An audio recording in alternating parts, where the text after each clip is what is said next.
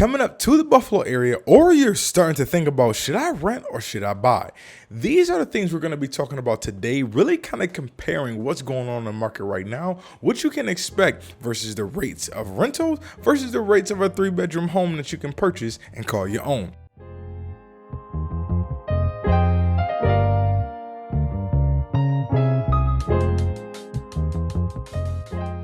What's going on, you guys? I hope all is well as always, and today we're going to be talking about renting versus buying inside the Buffalo, New York area and the surrounding suburbs. Anytime I mention Buffalo, I'm talking about the suburbs too, so that's all Erie County, all Niagara County, and everywhere in between. But this is always a big one, especially right now with the rise of interest rates, everything that's going on inside the market, the economy, and things like that. So we're going to take a really deep dive into this. If you guys don't already know, my name is Devonte Davis, the local realtor in and around the entire Buffalo area, including all major suburbs and including Niagara Falls too. I do get up there every now and again. But if you guys have any questions about anything, make sure you drop them in the comment box below. Also, if you guys are moving up here or you're looking to purchase your next home or sell the one that you already have, let me know.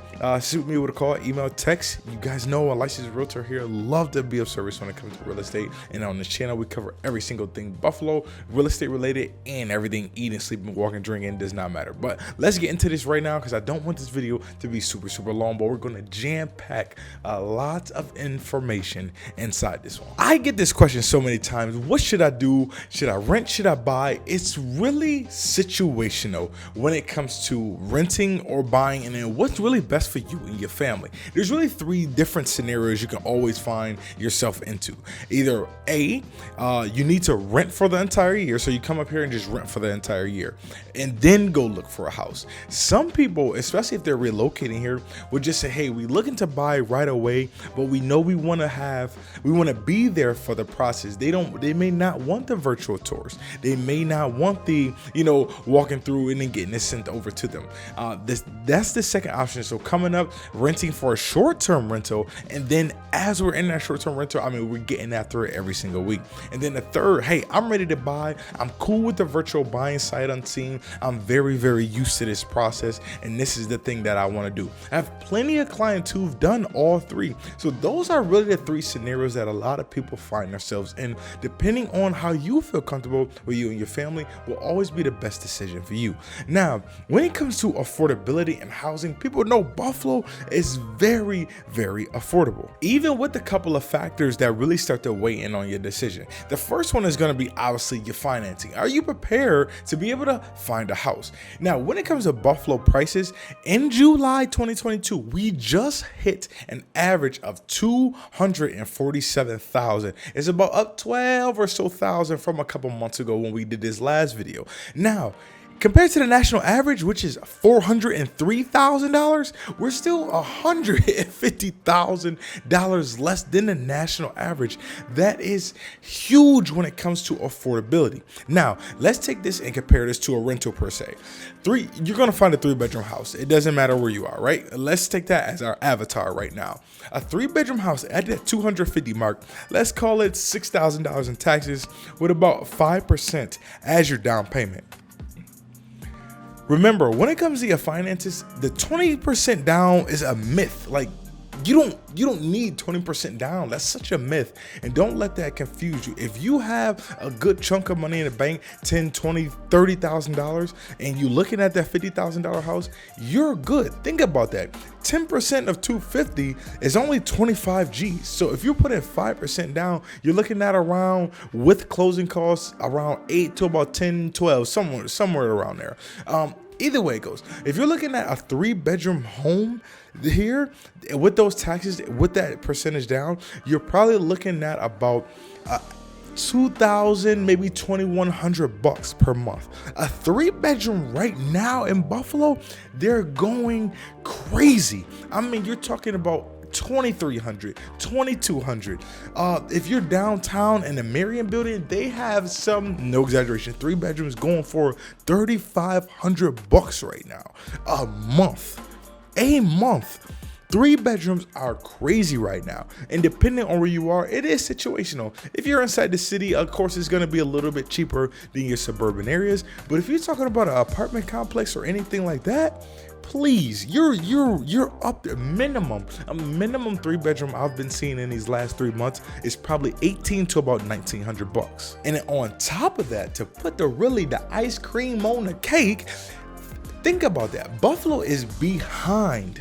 Like, we have a long way to go for our growth and our appreciation year over year. These last 3 years, I would say since right before the pandemic, 2019, 2018 to start, we are literally appreciating between 14.7% and about 15.3 to about 16% year over year.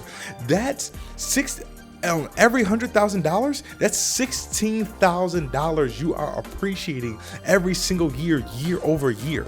That's amazing. Where do you know what I'm saying, you can just get in 16 grand off the rip every single year like that. So that is another thing. Buffalo has so much growth to happen. These, to me personally, and I've been telling people this for a while, and the reason why is because our inventory is so low.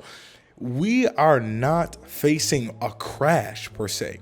In 2008 versus now, there is a plethora of homes on the market. Right now, we only got about 1,600 on the market for sale.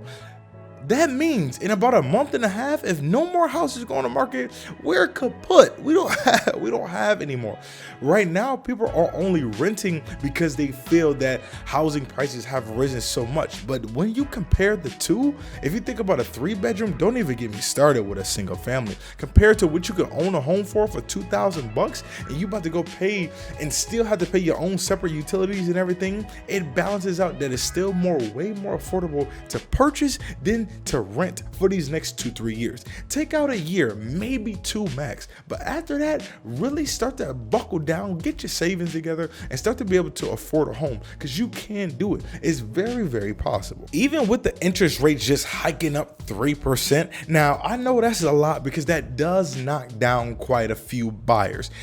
On the opposite end of that, and we'll finish up that segment in a minute, but on the opposite end of that is because so many buyers are out of the market now, it makes for way less competition. So instead of 10, 20 offers going on every single house, you only facing about 3 to about 7 if it's in really, really good condition and it's fully remodeled. Now, when it comes to the interest rates, those have played a major factor. So you do get a little bit less of a home because of the extra payment that you have to have with that extra 3%. Now, I know that's a lot. Here's what I've been actually telling people. Because interest rates have risen so quick, so fast, eventually they're going to come down. So if you can get that little bit of less, that little bit smaller or not expensive as a house right now, by the time you build that equity up, or you can always refinance later on. So if you can afford that 6% now, try to refinance in 3-4 years. Now think about it like this. Say you're in a position to refinance from a 6% to a 3% in about 3 to 5 years. If you have a 30-year mortgage now and you can refinance in about, let's call it 5 years, and you paid on that every single year for 5 years, and you took that 30-year to a 15-year and you only been paying for 5, you just literally got yourself 10 years knocked off of an entire mortgage. That's amazing, and you're probably gonna still stay the same with your payment. If you can come out on top like that, you have just made one great financial situation for yourself, especially, and you're still building that equity over time. Even if it stabilizes, even if you don't appreciate the 16 or 15 crazy numbers that we've been seeing, say you only appreciate the $8,000 or 8% per year on every $100,000, you still are coming out on top, and you just knocked off so much money off your mortgage. And the reason why I know this is because my dad literally just did that. He went from a 30-year, when it was super high, when those rates were low 4 months ago, which is crazy to say, he went down to a 15-year and saved himself a plethora of years on side the mortgage. So when it comes to the Buffalo area, it's still way more affordable to purchase than it is when it comes to rentals, especially when you're talking about getting into that 3-bedroom mark, or that, you thinking about renting a single family, which are tough to come by these days. I haven't seen a single family under $1,800, especially in the suburbs, in a very long time. And you still paying all your separate utilities, so you might as well go buy something. But nonetheless, I hope you guys enjoyed this video. As always, if you guys have any questions, drop them in the comment box. I would love to answer them ASAP. If you guys need anything from me, or you guys are already coming up to the Buffalo area looking to relocate up here, or you're already in the Buffalo area looking to move around, make sure you guys hit me up with a call, email, text. You guys know I love to be of service for all things real estate and when it comes to the Buffalo area. So as always, hit the subscribe button, hit the notification bell, hit the like button, and I will see you guys inside the next one.